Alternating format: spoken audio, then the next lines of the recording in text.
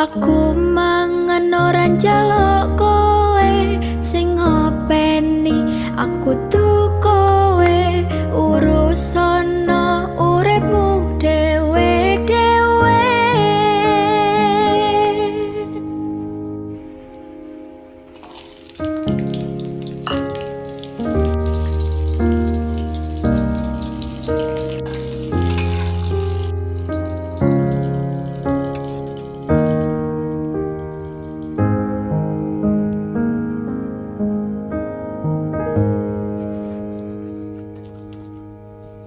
Jaman ijen wis jaman edan, salah bener dadi omongan, padahal sifate dhewe rong mesti karuan.